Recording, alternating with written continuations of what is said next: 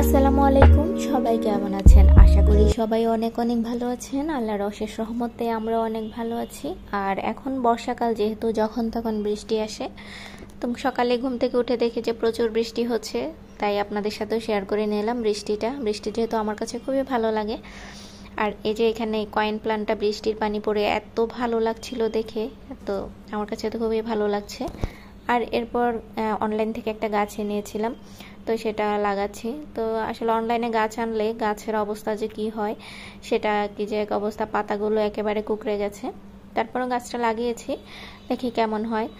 তো এই গাছটা আমি নার্সারি থেকে কিনতে চেয়েছি, কিন্তু নার্সারিতে এত প্রাইস ছিল, তো এই জন্য আমি আর নার্সারি থেকে নিলাম না। অনলাইনে দেখি যে কম প্রাইসে পাওয়া যাচ্ছে, তো ডেলিভারি চার্জ সহ কমের মধ্যেই পেয়েছি, তাই আমি অনলাইন থেকে গাছটা এনেছি। গাছটা আমার কাছে খুবই ভালো লাগে দেখতে, বনসাই বনসাই মনে হয়। তারপর রান্নাবান্নায় চলে এসেছি। আজকে কলিজা ভুনা করব, তো আমি কলিজাটাকে কিভাবে ক্লিন করেছি সেটা আপনাদের সাথে একটু দেখিয়ে দিলাম। আমি কলিজা রান্না করার আগে এভাবে একটু ক্লিন করে নিই, কারণ সিদ্ধ করে যখন পানিটা ফেলে দেওয়া হয়, কারণ কলিজার মধ্যে প্রচুর রক্ত থাকে, সেই রক্তটা চলে যায়। যেহেতু আমরা ফ্রোজেন করে থাকি, সাথে সাথে তো ওই কলিজাটা খাওয়া হয় না, তো ওই জন্য আমি এটাকে ভালো করে সিদ্ধ করে পানিটা ফেলে দিই। আর একটা শুটকির তরকারি রান্না করেছি, সেটা খুব মজা ছিল। আর আজকে হচ্ছে রথযাত্রা, তো রথযাত্রা উপলক্ষে ওরা রথ টানতেছিল, তো সেটা আমি আপনাদের সাথে শেয়ার করে নিলাম।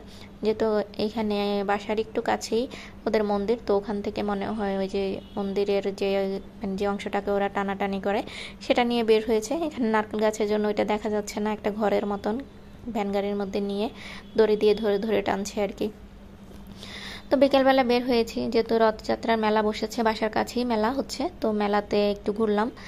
তো দেখার জন্য বের হয়েছি কি কি আসে। এর আগে আমি কখনো রথযাত্রার মেলা দেখে আসিনি, আর রথযাত্রাও দেখিনি কখনো, এই ফার্স্ট টাইম আমি রথযাত্রা দেখলাম। আর এখানে একটা সুন্দর বাঁশ বেতের জিনিসের দোকান আছে, দেখে আমার কাছে খুবই ভালো লেগেছে, বাট প্রয়োজনীয় কোনো কিছুই ছিল না, এই জন্য আর কিছু নিইনি। আর এখানে মানে ইয়ে ছিল, তারপর এদিকে ছিল মানে খাবার দাবারের দোকান ছিল, বাট ওখানে আমার খেতে একটু ভালো লাগেনি, কারণ এটা হিন্দুদের মন্দিরে হিন্দুদের বেশি তারপরে জাস্ট দেখলাম যে বেশিরভাগ মুসলিম যারা, তারাই ঘোরাফেরা করছে মেলার মধ্যে। তারপর এখানে মানে একটু ঘুরছে, আরস তো ঢোকার সাথে সাথেই মানে খেলনা কেনার জন্য খুবই এক্সাইটেড। তো ঢুকেই একটা খেলনার দোকান, ওখান থেকে খেলনা কিনেছে। এরপর ভিতরে ঢুকে দেখা যায় আরও খেলনা, তারপর আরেকটা খেলনা কিনেছে। মানে পুরা মানে কি করবে না করবে, মানে খেলনা দেখে তোর মাথা পুরাই খারাপ, সব নিয়ে যাবে। তো এই জন্য আর বেশি ঘুরিনি। তো মেলা থেকে বের হওয়ার পর থেকে দেখি যে একটা মাটির জিনিসের দোকান, আর এখানে যাওয়ার পরে তো আমার চোখ অলরেডি আটকে গেছে।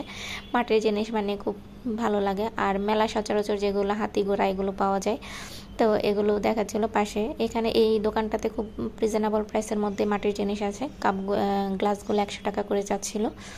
একটা বাটি পছন্দ হয়েছিল, বাট বাটিটা আর আনতে পারিনি, বাটিটা বাঁকা ছিল এই সাইজের, আর বাটিও নাই। ডিজাইনটা খুব ভালো লেগেছিল, এই ডিজাইনটা ওদের আর ছিল না, এই জন্য আনিনি। তারপর বের হয়ে গিয়েছি, বাইরে যেহেতু বের হয়েছি, এজন্য আর সেজন্য একটা টাওয়াল কিনলাম। অনেকদিন ধরে টাওয়াল কিনবো ভাবছিলাম, কিন্তু আসলে কেনা হচ্ছিল না, পাচ্ছিলাম না। মানে বেবিদের এই টাওয়ালগুলো খুবই মানে সফট, বেবিদের জন্য একদম পারফেক্ট এই টাওয়াল। তো এবার পেয়ে গেলাম, খুঁজলাম কয়েকটা দোকান, খোঁজার পরে দেখি যে পেয়েছি, তারপর নিয়ে এসেছি। আর একটা পাউডার নিয়েছি, আর সে বাবার জন্য একটা বডি স্প্রে নিয়েছি। এগুলোই ছিল আজকের মতো শপিং। তো আজকের ভিডিও এই পর্যন্ত। সবাই ভালো থাকবেন, সুস্থ থাকবেন, আমার জন্য দোয়া করবেন। আল্লাহ।